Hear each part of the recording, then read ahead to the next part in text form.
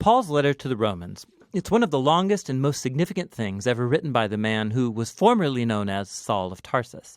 He was a Jewish rabbi belonging to a group known as the Pharisees, and he was passionate and devout to the Torah of Moses and the traditions of Israel.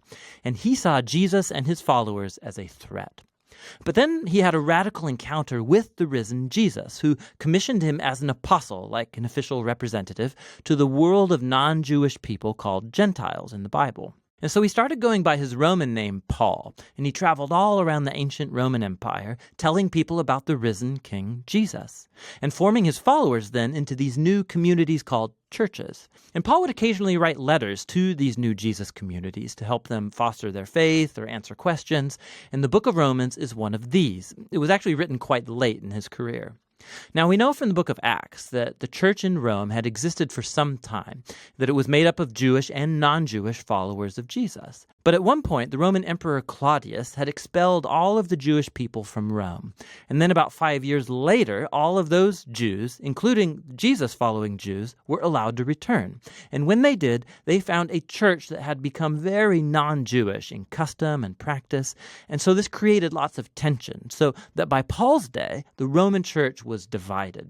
People disagreed about how to follow Jesus. They were debating about whether non-Jewish Christians should celebrate the Sabbath or eat kosher or be circumcised. And so Paul wrote this letter to accomplish a few things. He wanted this divided church to become unified, and for a practical purpose. He was hoping that the Roman church could become a staging ground for his mission to go even further west, all the way to Spain. And so these circumstances are what motivated Paul to write out his fullest explanation of the gospel, the good news that he was announcing about Jesus' life, death, and resurrection. Now, the letter is designed to have 4 main movements, but it's unified as one long flowing exploration of the gospel. The gospel, Paul says, first of all, reveals God's righteousness, and then it also creates a new humanity, which fulfills God's promise to Israel. And so it's this gospel that's going to unify the church. In this video, we're just going to explore the ideas in chapters 1 through 4. So Paul opens by introducing himself as an apostle appointed by God to spread the gospel about Jesus, how he's the Messiah of Israel who was raised from the dead as the Son of God, King of the nations. And Jesus now calls all humanity to come under his loving rule. And Paul says this good news about King Jesus is, first of all, God's power to save people who trust in him, and second, that it reveals God's righteousness. Now, righteousness is a rich Old Testament word for Paul. It describes God's character, that he always does justice, what is right and what is good, but also that he is faithful and just to fulfill his promises. And Paul's saying that the story of Jesus shows how God has done both of these things. How? Well, he goes first into a long creative retelling of Genesis chapters 3 through 11. He shows how all the Gentile world, all the nations, have become trapped in the spiral of sin and selfishness. The human heart and mind are broken, Paul says.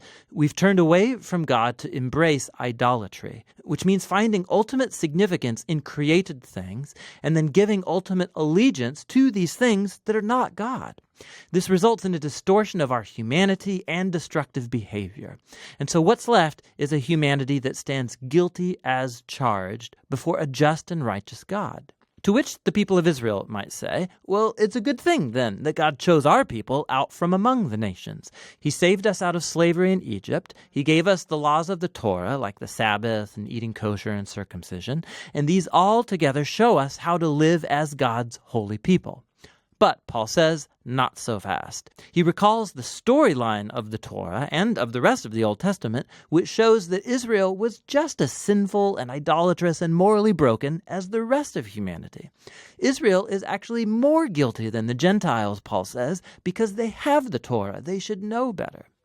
And so, Paul concludes, all humanity, Gentiles, Israelites, are hopelessly trapped and guilty before God. But that is not the final word. The good news about Jesus is God's response. Instead of holding humanity guilty, Jesus came as Israel's Messiah to die on behalf of all people as a sacrifice for sins. As our representative, Jesus took into himself all of the just consequences of the pain, the sin, and the death that we have caused in the world. And he overcame it all by his resurrection from the dead. It's his new resurrection life that he makes available to others.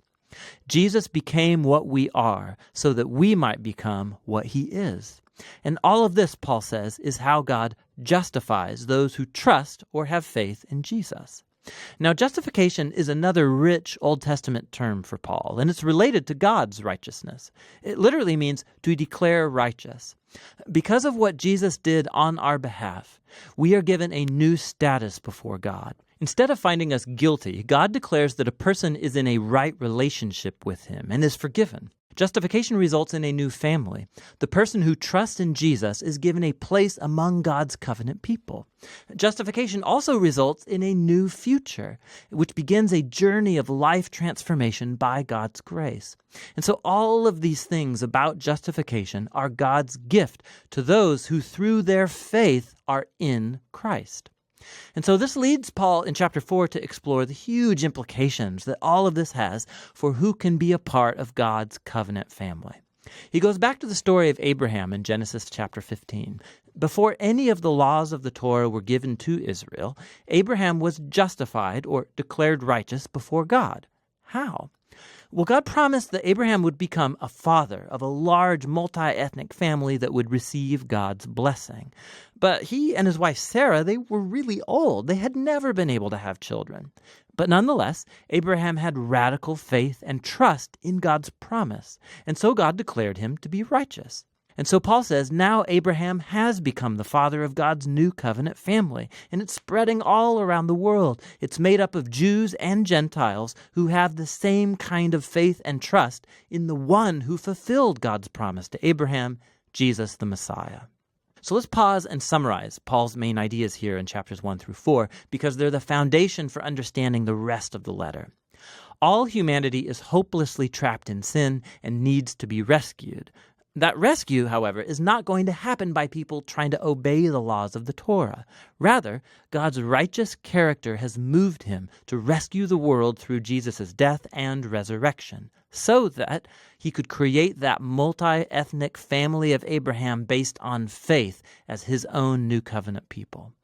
And so Paul's going to go on to show how this new family is a part of something much, much bigger that calls them to a whole new way of life together.